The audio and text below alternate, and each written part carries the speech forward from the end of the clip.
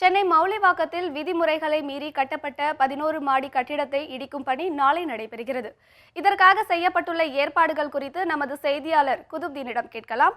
குதுப்தீன், சொல்லுங்க, கட்டடம் இடிக்கும் பணி எப்போது தொடங்கப்பட உள்ளது?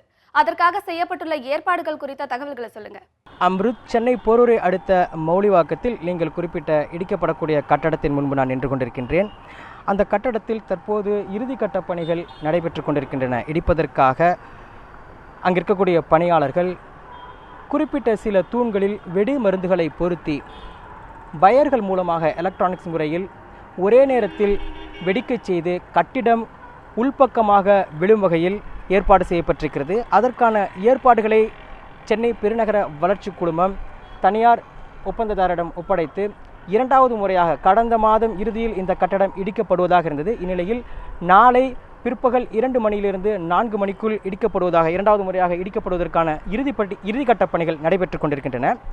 இதனை அடுத்து இந்த அபாயகரமான கட்டடத்தை சுற்றி இருக்கக்கூடிய ஒரு 100 மீட்டர் குறிப்பிட்ட அளவில் உள்ள வீடுகளில் இருக்கக்கூடிய பொதுமக்கள் அருகில் இருக்கக்கூடிய மதனந்தபுரத்தில் இருக்கக்கூடிய தனியார் கல்யாண மண்டபத்தில் தங்க வைக்கப்பட்டிருக்கின்றனர். அதே போல இந்த கட்டடத்தை சுற்றி இருக்கக்கூடிய ஆஸ்பெஸ்டாஸ் சீட் அமைக்கப்பட்ட கட்டடங்களில் இருக்கக்கூடிய தொழில் நிறுவனங்களில் இருக்கக்கூடிய தொழிற்சாலைகளில் இருக்கக்கூடிய மிஷின்களும் வெளியேற்றப்பட்டு கொண்டிருக்கின்றன. இந்த இடிப்பு சம்பவத்தின் போது முழுமையாக பாதுகாப்பான முறையில் இடிக்கிறதுக்கான ஏற்பாடுகள் அனைத்தும் செய்யப்பட்டிருக்கின்றன. அதே சமயத்தில் எந்தவித அசம்பாவிதமும் நடைபெற்றுவிடக்கூடாது என்பதற்காக தீயணைப்பு வாகனங்களும் நிறுத்தப்பட்டிருக்கின்றது. தற்போது போலீசார் முழுமையாக இந்த கட்டடத்தை சுற்றி பாதுகாப்பு பணியில் ஈடுபட்டிருக்கின்றனர்.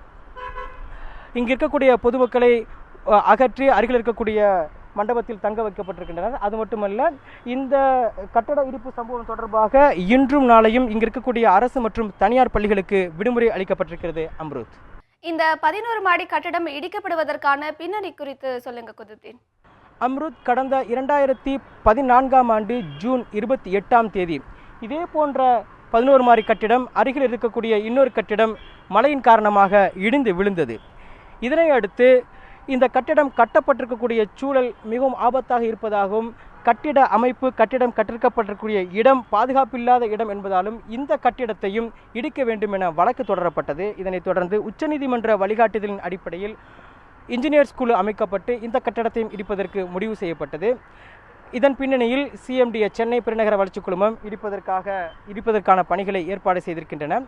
இந்நிலையில் இந்த கட்டிடத்தை, அதாவது இந்த 11 மாடி கட்டிடத்தில் சுமார் 40க்கும் மேற்பட்ட ஃப்ளாட்டுகள் 1600 ஸ்கொயர் ஃபீட் அளவில், ஒரு ஸ்கொயர் ஃபீட் 5550 ரூபாய் மதிப்பில் வாங்கிய அந்த உரிமையாளர்கள் ஒரு வருத்தத்தை தெரிவித்திருக்கின்றனர். இது பாதுகாப்பில்லாத கட்டடம் தான், இடிக்க வேண்டும் என்பதில் மாற்று கருத்து கிடையாது. ஆனால் வீட்டு உரிமையாளர்கள் என்ற அடிப்படையில் வீட்டை இடிக்கப் போகின்றோம் என்ற தகவல்களை கூட அரசு எங்களுக்கு தெரிவிக்கவில்லை என இந்த கட்டிடத்தை வாங்கிய உரிமையாளர்கள் தற்போது அரசின் மீது குற்றம் சாட்டியிருக்கின்றனர். அம்ருத், தங்களின் தகவல்களுக்கு நன்றி குதுப்தீன்.